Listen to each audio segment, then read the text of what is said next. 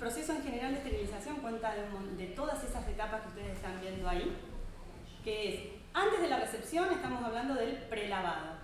El prelavado se hace siempre en el lugar donde se utilizó el instrumental quirúrgico y ahí se realiza por la persona que asistió a la utilización de ese instrumental. Que asistió al profesional. Claro. Después, si nosotros tenemos centralizado el lavado, se envía el producto médico a la central de esterilización, donde se va a recepcionar, se va a realizar el lavado, como ven ahí. Perdón porque es mi hija.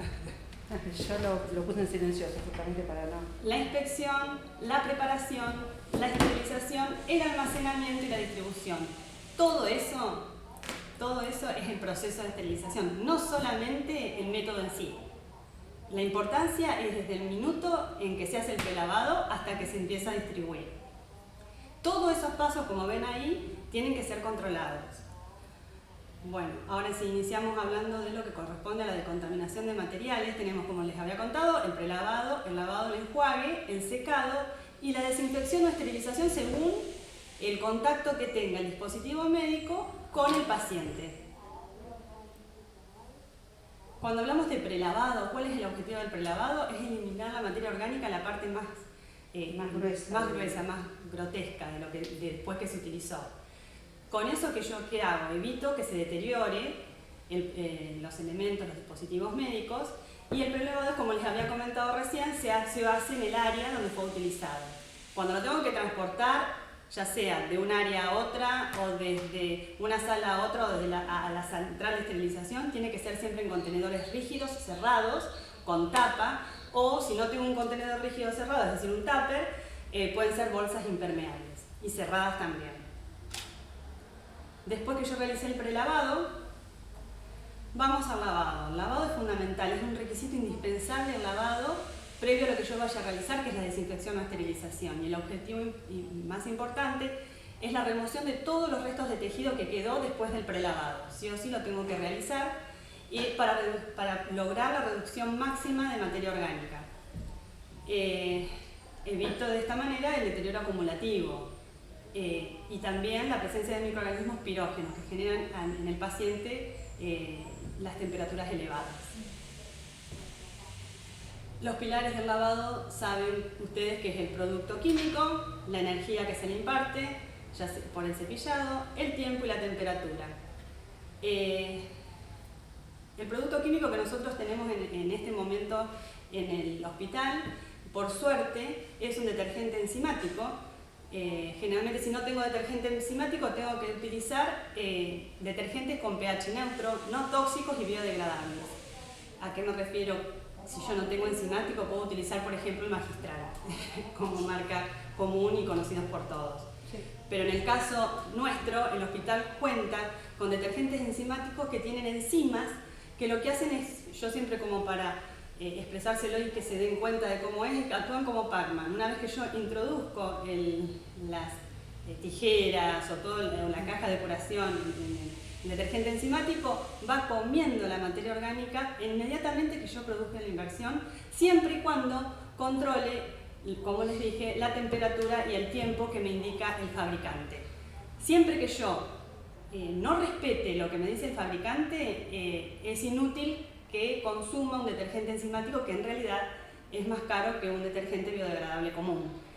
Las enzimas se activan a temperaturas entre 25 y 35 grados, así que uno tiene que tratar que el agua sea tibia cuando vamos a hacer el lavado y hay que tener en cuenta que no son bactericidas, es decir, yo porque use un detergente enzimático no quiere decir que el dispositivo médico sale ya estéril. No, yo lo único que hago es lavar, puede llegar a ser bacteriostático porque las enzimas lo que hacen es a lo mejor inhibir el crecimiento, pero si están y no las esterilizo, no voy a tener un producto estéril. Las enzimas, como ven ahí, pueden tener una formulación de una o más enzimas y, como te decía también, tiene que ver mucho el tiempo y la temperatura, hacer hincapié en el tiempo y temperatura. El cepillado, después ya les va a contar Gaby cómo tiene que ser el cepillado y cómo tiene que trabajar con el instrumental. Un tema que quiero hacer hincapié es el cloro. El cloro no se puede utilizar, como ven, no se recomienda utilizar cloro. Hipoclorito de sodio, la lavandina. La lavandina, bajo ningún punto de vista porque lo que hace es, la concentración que yo necesito para decir que actúa realmente como un detergente enzimático es concentraciones de 1000 partes por millón, y lo que origina es corroer los metales.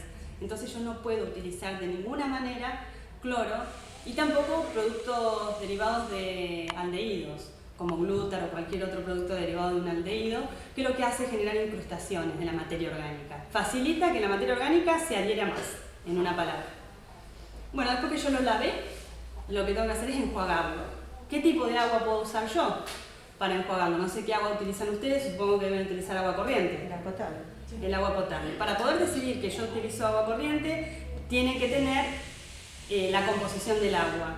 Porque el agua ya saben que tiene muchas concentraciones de cobre, hierro, manganeso, magnesio. Hay que ver qué flúor.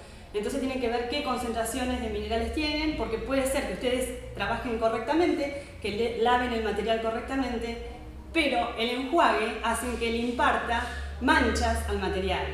A veces hay altas concentraciones de hierro cuando la dureza es muy alta y le da manchas marrones al material.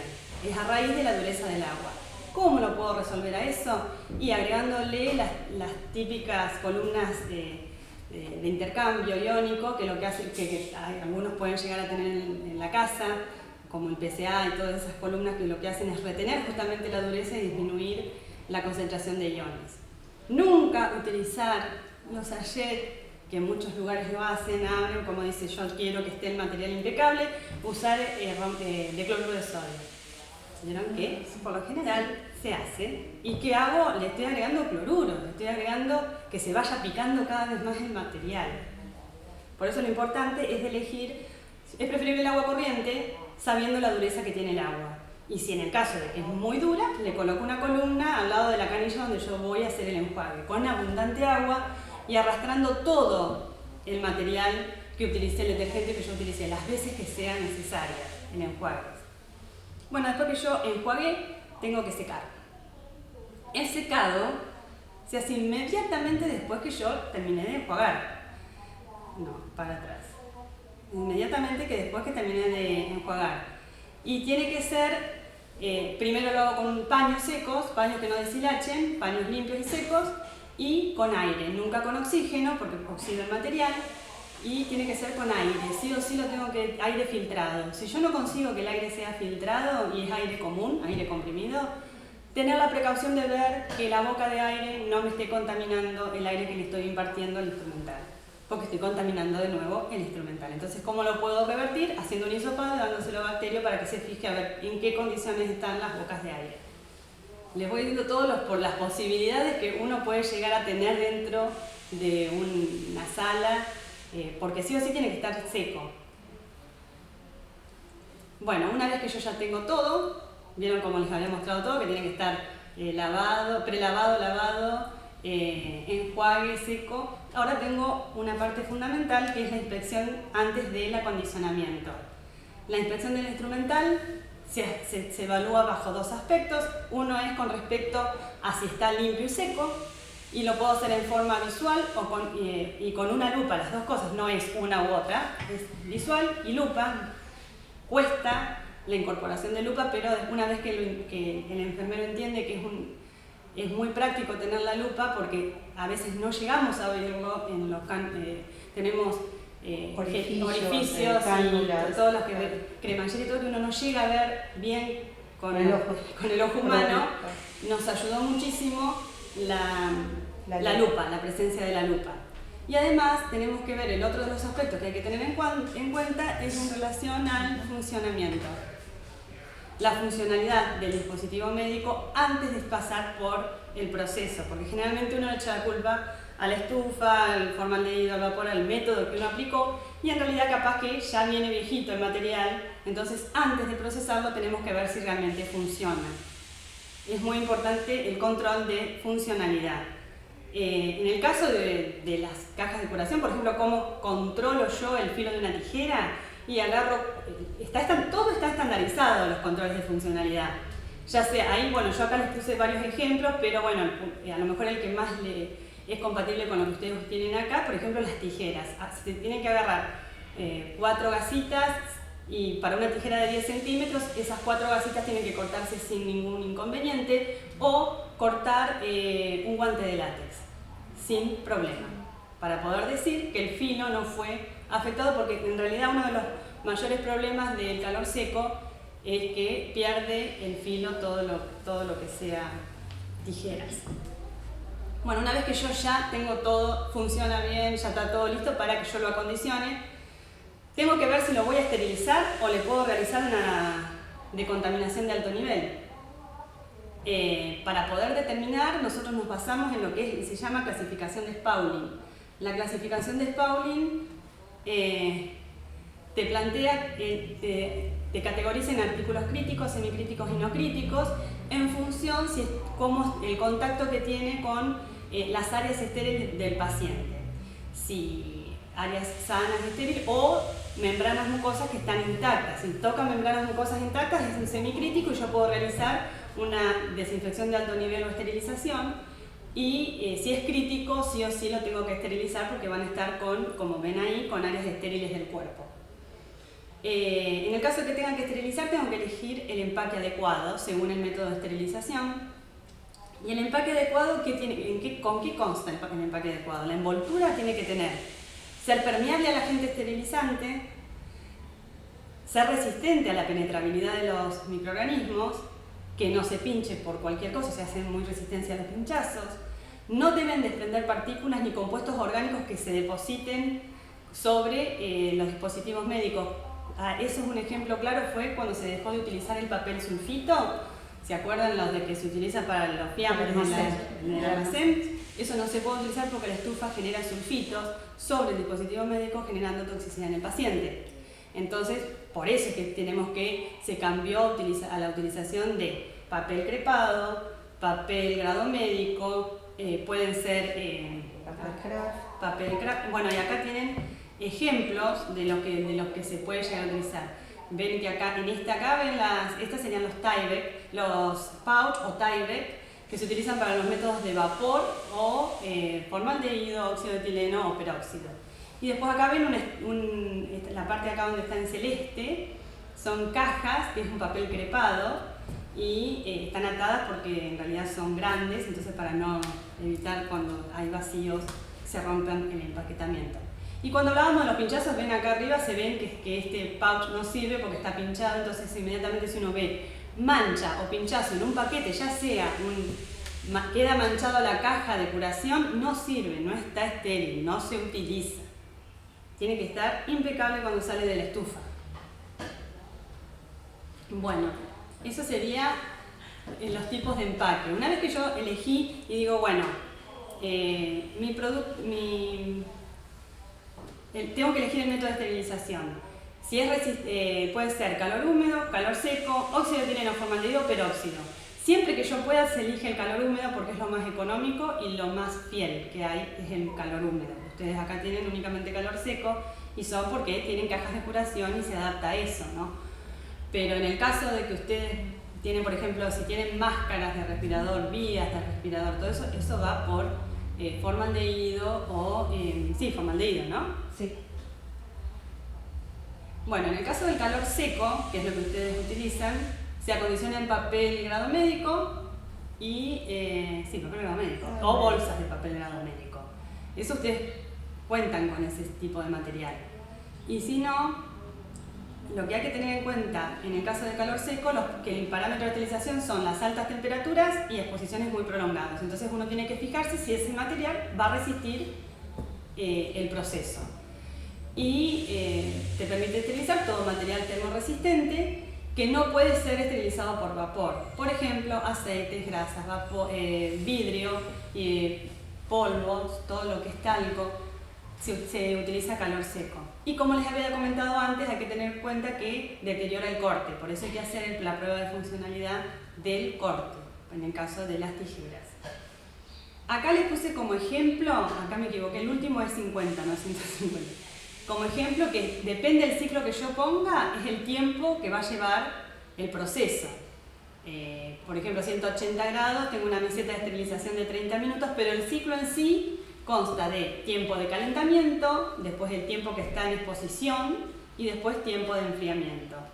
Acá quiero hacer hincapié de que no se tiene que abrir inmediatamente la estufa después que terminó el ciclo, hay que esperar que se enfríe en forma gradual, evitar el choque térmico y después sí, se abre y se deposita no sobre superficies frías, porque también vuelve a originar condensación, se pone sobre paños o rejillas. Eso sería una vez que yo terminé de procesar. Ahora, una de las preguntas más comunes que uno se hace es ¿cuánto tiempo se mantiene estéril esa caja antes de distribuirla? Y bueno, hay una resolución que es la 1547 del 2007 que me habla de la validez de la esterilización que está condicionada para todos los parámetros que están alrededor del producto en el cual el producto médico está expuesto después que se produce la esterilización. Entre esos parámetros podemos hablar de la calidad del envoltorio que utilicé, si utilicé 1 o 2 envoltorios, si tiene un embalaje de protección. Nosotros tenemos cajas que le ponemos polietileno sellado, ¿no? Es como si fuera una bolsa de nylon sellada que la hacen los chicos en el servicio, que la sellan, entonces les da un tiempo de vida mayor, de esterilización mayor. Y el medio en que uno lo almacena. El medio de almacenamiento es importante si es un armario cerrado o si lo pongo en estantería. Todo eso, y además el lugar del almacenamiento, si hay circulación de gente o no hay circulación de gente. Todo eso se arman tablas que le dan cierto puntaje. Uno suma todos los puntajes y se fija en dónde cae ese puntaje. Y puedo decir si va a durar 24 horas, una semana, un mes o lo que sea. Cada uno hace el análisis en función al área de cómo maneja esa caja que sale de la estufa. No, por eso te digo, no todo el mundo va a tener la misma fecha de vencimiento. Yo en mi estufa puedo decirte 3 meses y vos en tu estufa me vas a decir y no, porque yo lo agarra el otro. Y lo máximo que uno puede manipular una caja hasta ser utilizada son 3 veces. Si yo ya pasé esas 3 veces de manipuleo de caja, ya me estoy excediendo y voy a tomar siempre el límite máximo, el límite mínimo de vencimiento. No tiene mucha vida en estante, me refiero. Bueno. Eso lo puse como porque siempre uno le entra en la duda una vez cuánto tiempo puedo tener una caja en la estantería. Bueno, y ahora lo típico que decía... Ah, qué toque. Siempre nos sentimos seguros de todo hasta que yo no lo estamos tanto. ¿A qué me refiero cuando vos estás en quirófano y te llega una caja o estás en la guardia y tenés una caja y no sabes si está estéril o no? ¿Cómo me doy cuenta de que eso está estéril o que realmente es seguro y lo puedo utilizar? Para poder decir que un producto médico es seguro, tengo que hacer una monitorización de cada uno de los pasos que yo les mostré desde el inicio, para poder llegar a producir el producto estéril, para asegurar que no hay microorganismos en los artículos que yo procesé, detectar fallas en los equipos en forma oportuna y en ese caso corrijo las fallas en el proceso. El proceso me refiero en el equipo, por ejemplo llamo al de mantenimiento porque el equipo me dio una falla, entonces yo voy corrigiendo en el momento porque estoy monitoreando todo no me despego de la estufa, no me despego de cualquiera de los equipos que están en funcionamiento. No es que la dejo y me fui y me olvidé de lo que pasó y sola se apaga y solos no. Hay que estar continuamente con el oído para ver y monitorear cada uno de los pasos. Retirar el artículo defectuoso en el caso de que me dé falla cuando yo me di cuenta y asegurar con todo esto aseguro que el producto es de calidad lo que me llega al paciente. Solo los ciclos de esterilización que son monitoreados, controlados y documentados podemos decir que son seguros. De lo contrario, nunca vas a estar segura en ningún quirófano, en ninguna guardia, en ningún lado. Por eso, ¿qué controles tengo que hacer? Para el proceso en general tenemos controles de equipos, de exposición, de paquete, de carga y controles de registros. Ahora yo lo único que les voy a comentar más o menos es lo que tiene que ver con respecto al proceso en sí de esterilización, por ejemplo de una estufa. ¿Qué tipo de controles le hago al proceso? de los equipos y todo eso, después en algún momento se los voy a contar porque es bastante extenso. Los tipos de controles que tenemos controles químicos y controles biológicos. A ver, los indicadores químicos, en el caso de, acá se los muestro en figurita, los controles químicos, los controles químicos tenemos, como ven acá, el fucsia es de estufa. Eso se utiliza para cajas grandes, que sería ese, se utiliza en el interior de la caja. Y si no, tenemos los integradores que tienen. Y si no, tienen acá los integradores que también se colocan en el interior de las cajas de operación, por ejemplo. ¿Para qué? Para que, por ejemplo, la instrumentadora o la persona que va a utilizar la caja, como evidencia de que está estéril y que los parámetros fueron. Queda así, si salió bien. Se pone fecha dentro de la caja. Así como lo preparó ella, así se prepara dentro de la caja. Entonces cuando lo abre, ven eso y dice, no, la temperatura y el tiempo fueron adecuados porque eso está preparado para que viró y quedó transparente. No vale que quede un rosa clarito, no, es transparente como el agua, no más. Porque si pasa un rosa clarito quiere decir que tuvo más tiempo expuesto de lo que en realidad necesitaba y se revierte el color. También es eso. Tienen que ser los parámetros adecuados de esterilización. Lo mismo están los integradores. ¿No trajiste integrador, no? ¿Sabes que me olvidé de ponerlo? Porque el de vapor. Bueno, así como este. Es como ese, pero este es el de vapor. Que ustedes de en el estufa caso de estufa les va a servir poner integradores, porque este también cambia el botón de amarillo, cambia a negro. Entonces ustedes van a ver y se pone, por ejemplo, acá atrás ponen qué caja perteneció, qué día se hizo. Entonces, como yo les decía, tiene que estar monitoreado quién lo hizo, cómo lo hizo, qué pasó. Tiene historia la caja esa en cada paciente. Ahora igual después lo vamos a preparar. Sí, pero bueno, como está hablando de... Bueno, acá entonces tenemos que los controles, como les estaba explicando, hay químicos y biológicos. Y controles de proceso. El control de proceso quiere decir, ¿pasó o no pasó por el proceso? ¿Cómo sé? ¿Cómo evidencio? Por la cinta testigo externa. La cinta testigo son estas cintas que ven acá, estos tres colores que dice óxido de etileno, vapor y estufa. Siempre se pone un pedacito de cinta, entonces si yo lo tengo ahí, veo que la cinta cambió, es marrón, entonces digo sí, pasó por el proceso. Ahora sí, fue bueno, es de calidad o no es de calidad, lo evidencio con los integradores de la caja. Y otro de los, para ver si el proceso durante toda la semana funcionó adecuadamente, es poner los biológicos. Los biológicos son esos que son tiras de espora. Son tiras de espora, o sea, los otros son químicos, por eso yo a veces traigo confusión porque me dice, ¿cómo voy a poner una espora dentro de una caja que quiero que esté estéril? No, nunca dije eso. Lo que va dentro son controles químicos que viran y cambian de color. Lo que sí se hace una vez por semana y que nosotros hacemos y con colaboración de bacteriología, ellos lo incuban a estas tiras de espora, se incuban en un medio de cultivo. Para que las conozcan. Se pone atrás, anotan con virome qué día se hizo. Qué día se hizo. Porque es nada más que control. ¿Y qué estufa era? Porque cada una tiene un número, supuestamente. Claro, pero ellos tienen una sola. Ah, bueno. Por eso, eso sería control de estufa. Yo veo que la estufa funciona bien por esa tira de espora. Se hacen tiras de espora que en realidad están impregnadas con esporas sensibles al método, en cada método en particular. Nosotros lo hacemos para vapor, formaldehído y óxido de etileno. Se hace para todos los métodos para ver que el proceso, el equipo funcionó correctamente. Estos serían los indicadores en los cuales yo voy monitoreando y veo que las cosas van funcionando bien. No solamente por todo el proceso anterior del lavado, prelavado, lavado, todo, sino que esta es la forma de monitorear el proceso de esterilización. Ahora, la limpieza, la desinfección y esterilización de los productos sanitarios debe realizarse entonces mediante procedimientos adecuados y validados, de forma que el resultado esté exhaustivamente garantizado y no ponga en peligro ni la salud, ni la seguridad del paciente, ni los usuarios, ni terceras personas, y tampoco perjudiquen el medio ambiente, porque todo esto es biodegradable, como yo les comentaba. La confianza es buena, pero el control es mucho mejor. Hay que controlarlo para estar seguro de lo que nosotros estamos realizando.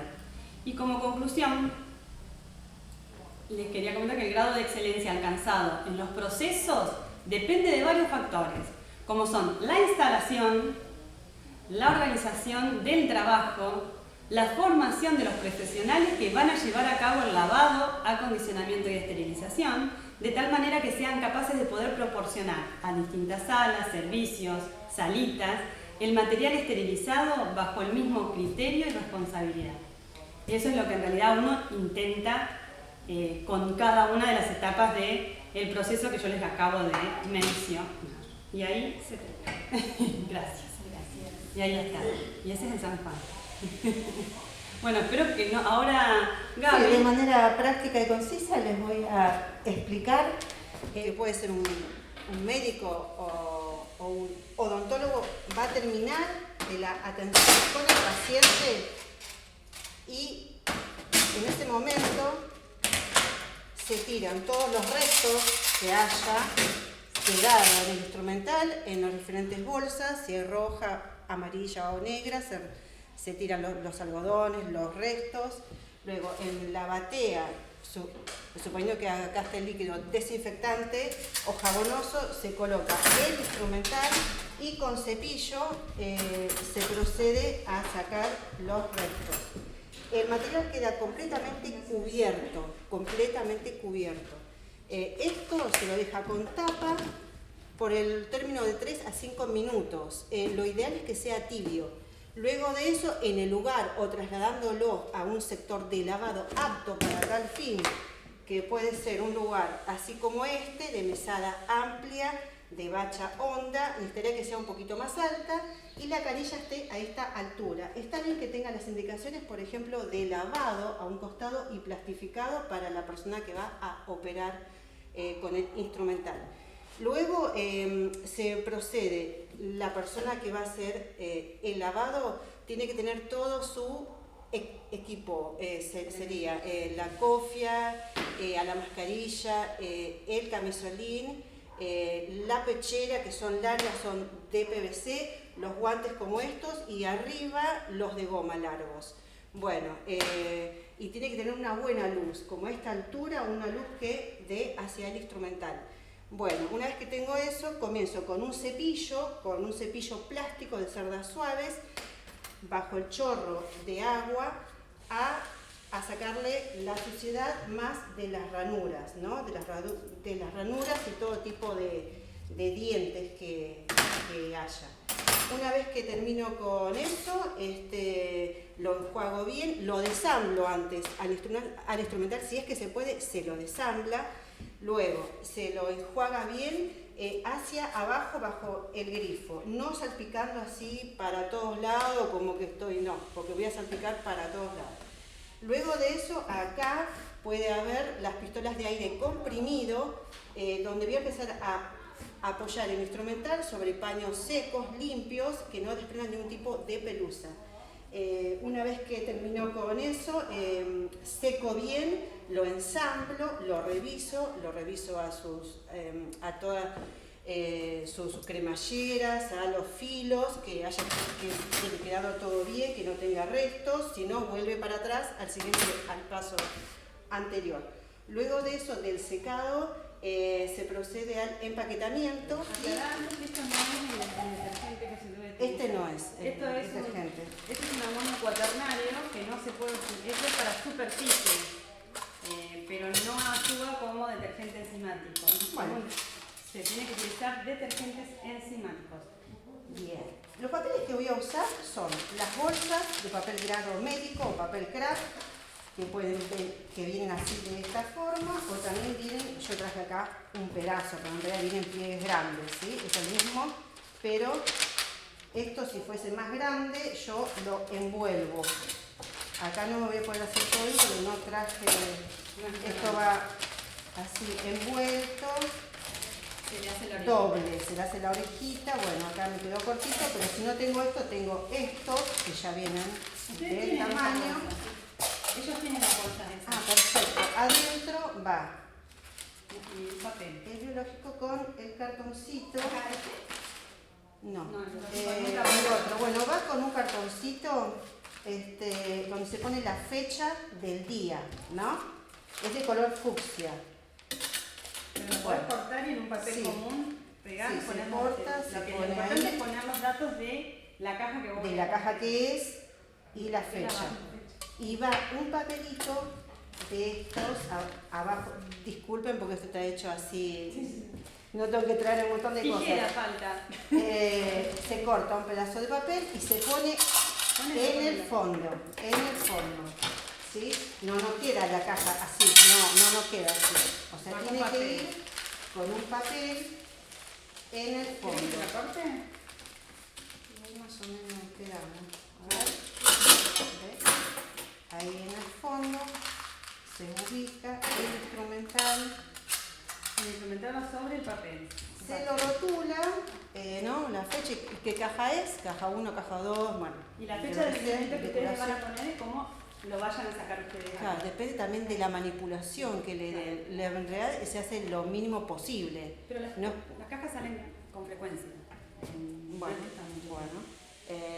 se guarda en lugar seco. Bueno, estamos yendo muy adelante. Se ubica en la cámara, estamos, ¿no?, delante de la estufa, tienen los estantes, se ubican a las cajas. Vamos a poner ya están las dos bien. Pongo de esta forma, así, en un estante, y en el siguiente lo contrario. En uno así, en el otro así, que no se toquen, ¿no? Y que no queden contra las paredes, ni contra el piso, ni con nada. ¿Para qué? Para que circule el aire caliente. Exactamente, que circule el aire, que es Claro. el agente esterilizante, El es el agente aire, por esterilizante. convección tiene que entrar dentro de la caja. Claro. El detalle de que nunca tienen que ir las cintas sobre el material. Esto porque no, como es ven, un reservorio, es esto un reservorio no puede de haber bacterias. cintas, No. porque lo que hace es que esa goma capte las bacterias y por más que vos lo laves y lo pongas en es de gusto esterilizado. Sí, no. Las cajas tienen que estar Sí o sí tiene que estar con la barrera, que es esto, es el envoltorio.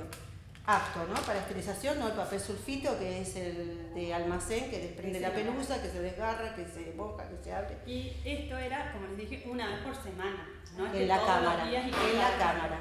Sí. Entonces es una vez por semana y Se manda pone bacteriología. puerta, medio y fondo, según la... Según como sea la cámara, según ¿no? la cámara, porque la cámara Claro. es chiquitita. Sí. Quizá con uno en el centro y tienen un solo estante ustedes, ¿no? Sí. Por eso, con uno en el centro. Se acondicionan las mismas, como lo explicó Gaby. Estos va en doble papel, se hacen doble sobre, hay unos sobres chiquitos de las gasas, se pone doble sobre de gasa y se pone control de estufa, y eso después que pasó por la estufa se lo lleva a bacteriología para que le incube bacteriología en medio de cultivo. Claro. Y que diga, si hay turbidez, están en el horno porque quiere decir que la estufa no les está funcionando. Entonces hay que cambiar los parámetros, hay que calibrar, hay que llamar al mantenimiento y que calibre. Y bueno, por eso son los detalles de los controles. Este control está bárbaro para las cajas que son grandes, de gran capacidad. Si ustedes logran tener integradores, los de clase 5, los integradores de clase 5, que son químicos también, que es lo que les mostrábamos acá, que vira esto también se puede poner, se ponen los datos atrás y se utiliza, se pone adentro y también es un integrador. También. Bueno, luego que termina el ciclo, lo apago y no lo abro porque me apuran y me dicen necesito un instrumental. No, eso se deja que se enfríe, porque si yo lo abro va a generar un shock térmico, ¿no?, del instrumental, se van a formar gotas de condensación y también le va a hacer mal al instrumental que es de metal y va a haber una contracción y dilación y por ende puede ser que se pierda el filo de las tijeras, ¿no? Entonces no, se respeta que se baje la temperatura. ¿Qué más? No, después ahí ya lo llevamos al lugar donde va a estar almacenado antes de ser distribuido. Que como dijo ella también, no tiene que haber humedad, el control de temperatura. ¿Por qué? Porque nosotros, no es que se me antoja decir no tiene que haber humedad. ¿Qué hace la humedad? Proliferan las bacterias. Claro. Entonces yo lo que tengo que intentar es que sea un lugar lo seco, húmedo, limpio. Y el calor también.